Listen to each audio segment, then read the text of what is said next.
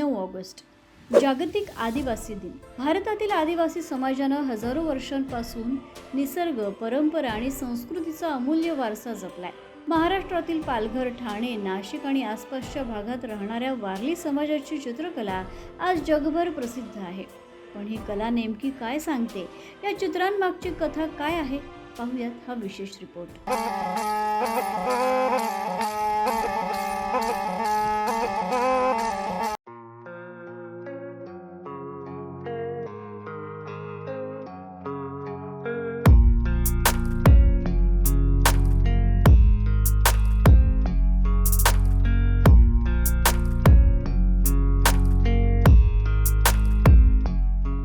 वारली चित्रकला ही केवळ भिंतींवर रंगवलेली कलाकृती नाही, तर ती आदिवासी समाजाच्या जीवनशैलीची, निसर्गाशी असलेल्या नात्याची आणि परंपरांची जिवंत अभिव्यक्ती आहे। मातीच्या भिंतींवर तांदळाच्या पिठापासून तयार केलेल्या पांढऱ्या रंगानं ही चित्र रेखाटली जातात। या चित्रांमध्ये माणसं, झाडं, पक्षी, प्राणी, शेती, सण उत्सव, नृत्य आणि दैनंदिन जीवनाचं सहज आणि सुंदर चित्रण दिसून येतं। वर्तुळ, त्रिकोण आणि चौकोन अशा साध्या भूमितीय आकारातून संपूर्ण जीवन मांडण्याची ही एक अनोखी कला आहे।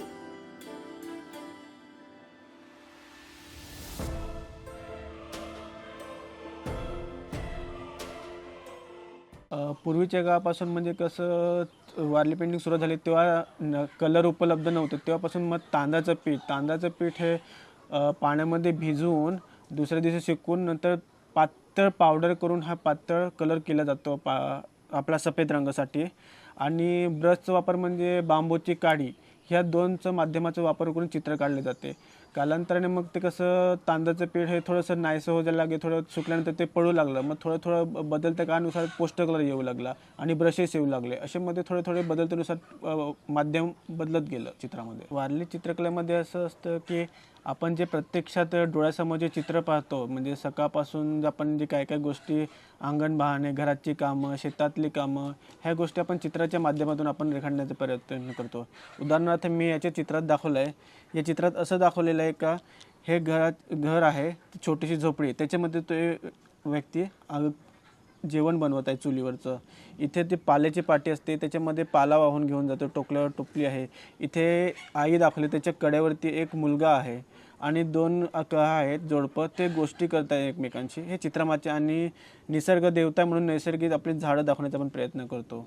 आदिवासी याच्यामध्ये ना प्रामुख्याने चौक हा खूप महत्त्वाचा भाग आहे, कारण चौक केल्याशिवाय लग्न लागत नाही आदिवासीमध्ये, म्हणून ते चौक काढला जातो। चौकामध्ये पण असे देवाधर्मांचे खूप प्रकार आहेत त्याचे, म्हणून त्याचं म्हणजे जे सुवासनी असतात ते 4 रेषापासूनच सुरुवात करतात, चौक काढण्याचा प्रयत्न करतात। तिथून मग ते चौक काढला जातो, मग नवरा नवरी त्याच्या समोर ते साक्षी म्हणून तो लग्नाचा समारंभ पुढे ढकलला जातो। म्हणजे तो चौक हा खूप महत्त्वाचा आहे वारली समाजामध्ये। वारली समाजासाठी निसर्ग हा केवळ संसाधन नाही, तर तो त्यांच्या श्रद्धेचा, संस्कृतीचा आणि जीवन पद्धतीचा अविभाज्य भाग आहे। ही चित्रकला केवळ सौंदर्याची अभिव्यक्ती नसून पुढील पिढ्यांपर्यंत परंपरा आणि संस्कृती पोहोचवण्याचं प्रभावी माध्यमही आहे। कारण आता काळाच्या नुसार चित्र खूप असं लपत चाललेलं आहे, कारण आजकालचं युग आहे डिजिटल युग। डिजिटल युगामध्ये आजकाल खूप असं म्हणजे प्रोडक्ट, वस्तू या गोष्टीवरती वारली चित्रकला खूप महत्त्व, ज्यांना ते पुढे प्रसार होतो। उदाहरणार्थ साडीची बॉर्डर, कॉटनचे बॅगे, पिशवी डिझाईन, नंतर चहाचे कप होल्डर, छोटे किचन्स, याच्यावरती वारली प्रकारचे छोटे डिझाईन करून आपण पुढे प्रसार करून पुढेपर्यंत लोकांपर्यंत पोहोचवण्याचा प्रयत्न करतो आपण छोटे। चॅलेंजिंग म्हणजे आता कसं ते हे कला कसं थोडं आजकाल लुप्त होत चालले, लोकांना पण ती पोहोचत नाही। आणि आजकाल कसं मॉडर्नचा जमाना असल्यामुळे चित्रांमध्ये लोकांना व्हरायटी पाहिजे, चित्रांमधील काय नवीन गोष्टी त्यांना चित्रांना आवड निर्माण होते। असं जागतिक आदिवासी दिन हा केवळ शुभेच्छा देण्याचा दिवस नाही, तर आदिवासी समाजाच्या परंपरा, ज्ञान, संस्कृती आणि कलेचा सन्मान करण्याची संधी आहे।